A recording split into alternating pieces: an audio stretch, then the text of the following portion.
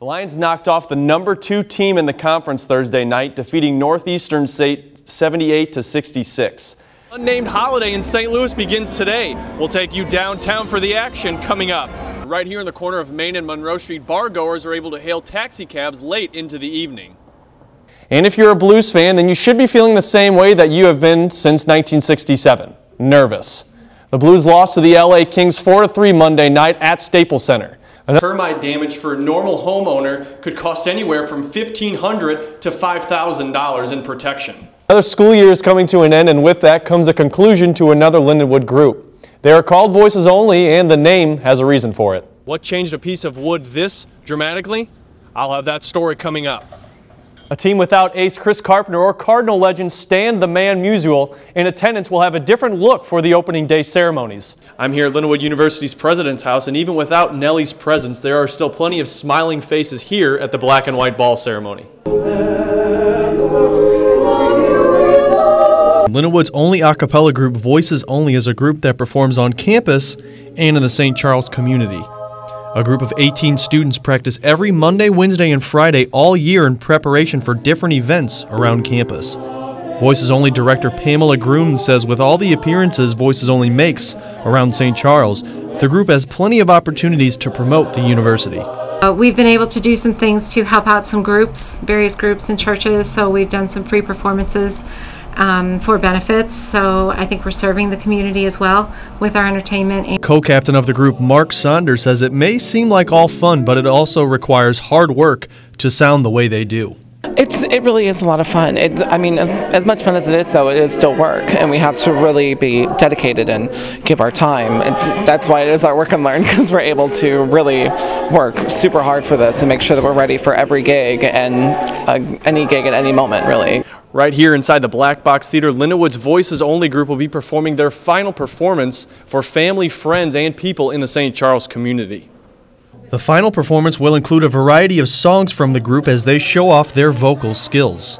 It is hands down the most exciting thing that we do. We get to sing for our friends and family. It's a chance to show off all of the music that we have performed. We do everything except the Christmas stuff that we've performed all year long. We get to show off everything we've done throughout the whole year. We learn about 38 pieces of music, from like Renaissance era stuff to like pop music. We have a couple people who have arranged music in the choir in the group for us.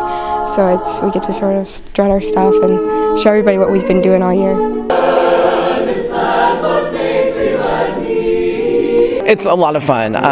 Preparing for it, though, is a lot of hard work. We're making sure that everything's locked, everything is good for everyone to come and hear it, because as hard of critics as anyone else is, we're even harder on ourselves. So we want to make sure that we're really prepared for it.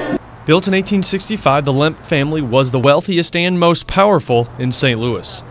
Still today, people from all over the world travel to St. Louis to visit the Lemp Mansion, not just for its historic view, but for its haunting past. Lemp Mansion's manager Mark Alem Jr. says that it draws most in, but also steers others away. Goes both ways. Some people are scared of it, so yeah. Some people are deterred from coming and staying the night in our bed and breakfast. We get a lot of people in for the tours. The Lemps were in charge of a majority of St. Louis with their brewery, making the most popular beer in the city. But when Anheuser-Busch landed, business began to dry up, which put the Lemps a little on edge. All three of them committed suicide in the house. That's where the haunting aspect comes from. William Lemp Sr., William Lemp Jr. committed suicide in the office right over here. Charles Lemp committed suicide in his bedroom after he shot his dog on the back staircase. With 5 separate suicides in the house, it's no question that the Lemp Mansion is one of the most haunted places in America. The history of the Lemp Mansion, along with the hauntings, have brought people to this mansion from all over the world. Alem Jr. said that he has heard and seen some great stories from guests while in the mansion. Had a couple ladies, this was about 3 weeks ago. They were actually staying here on a Thursday night by themselves. There's no one else in the building, and they got a little freaked out. They had to come back the next day. Even before the hauntings, Jr. says that the mansion is one of the biggest pieces of St. Louis history. Very huge piece. The Lemps were the wealthiest people in St. Louis. They brought kind of a bit of the beer industry here to St. Louis. Anheuser-Busch, the Busch family is very good friends with them. Kind of don't know if anybody else would have stayed here brewing all the beer if the Lemps wouldn't have. It could be the warm weather or the switch to spring, but the happy faces downtown Monday morning meant one thing: Cardinals opening day. April 8th is an exciting day for many St. Louis residents because of opening day at Busch Stadium.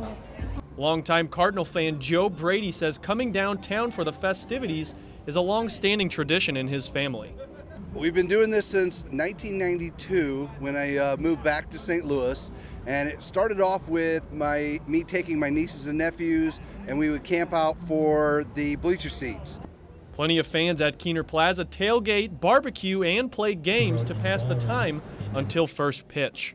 Even though the Cardinals game doesn't start till 3:15 this afternoon, fans have been downtown tailgating since 8 o'clock this morning. We come up here at about 8 o'clock in the morning, set everything up, and then everybody else shows up right about 9 o'clock-ish. For the past 11 years, this longtime fan dances in Keener Plaza, entertaining fans at the pep rally. He calls himself the Dancing Machine. Cardinals been a good sport of mine ever since I've been a kid, since we had Aaron Hosbosky and Jack Clark. I've been a fan since Cardinals since the 70s. With first pitch set for 3:15 and a sold-out crowd expected, tickets won't come easy for the fans. Many request the day off of work or simply don't go for this unnamed holiday.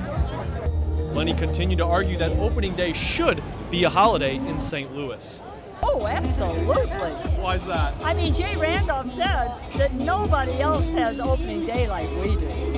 We really do. I think it should be a holiday. In fact, it's a joke around my work is that, you know, this is like my normal religious type holiday because I have got to take this day off in order to be here every year no matter what. One thing is for sure, Cardinal Nation is ready for the team to start the home season off right. Go Cardinals! Yay! Whoopee! This edition of LUTV News, I'm Mariah Stewart. And I'm Alex Ferrario. Missouri's last snowstorm made state history. Many say the storm goes in the record books as one of the biggest snowstorms in Missouri.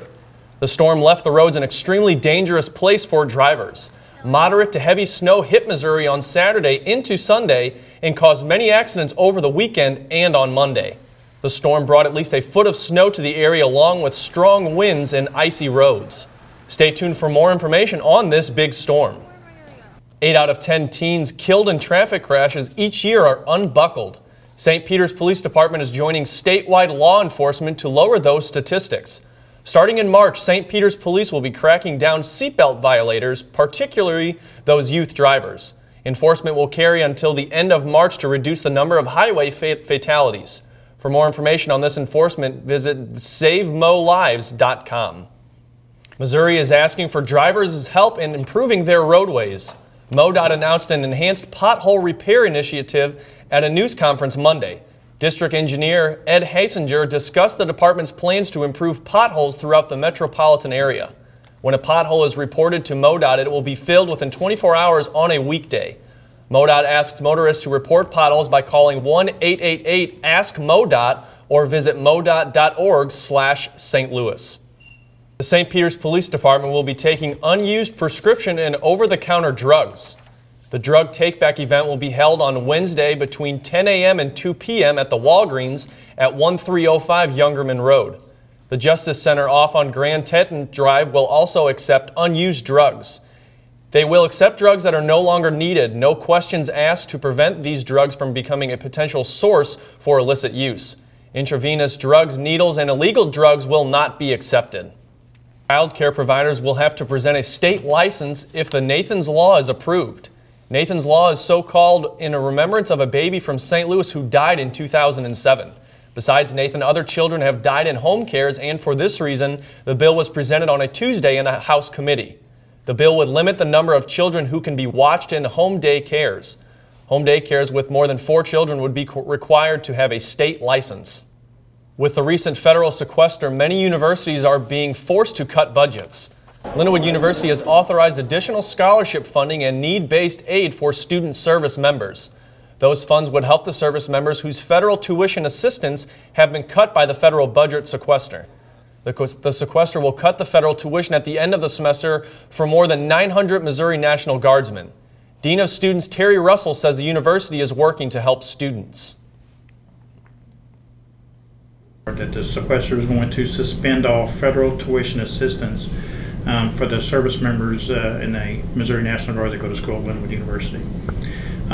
What we did at that point was talk with President Evans, got with Dean Parisi, Public Affairs Office, and a couple other individuals, and come up with a task force to take to the President and see if there was anything we could do to offset the loss of funds. The plan gives assistance to military students so they can continue their education at Lindenwood. It may say April on the calendars, but the temperatures this week have kept everyone guessing. Things are looking up for the weekend, though, and for the upcoming week. Taking a look at the current conditions map, we can see a high-pressure system is the only thing in our sight coming our direction. With no signs of precipitation or cold fronts, the temperatures are expected to heat up for the upcoming week. Now let's take a look at the 5-day forecast. For the rest of Friday, it will be partly cloudy, a lot of wind with a low of 33 degrees. Saturday is mostly sunny with the high temperatures going into 60 degrees. On Sunday is mostly cloudy with a high of 66 degrees, and Monday and Tuesday to start the week off, it will be high temperatures and around 70 degrees, but with some showers on Tuesday. For LUTV News, I'm Alex Ferrario. That's it for this edition of LUTV News. I'm Alex Ferrario. And I'm Killian Walsh. Thank you for joining us.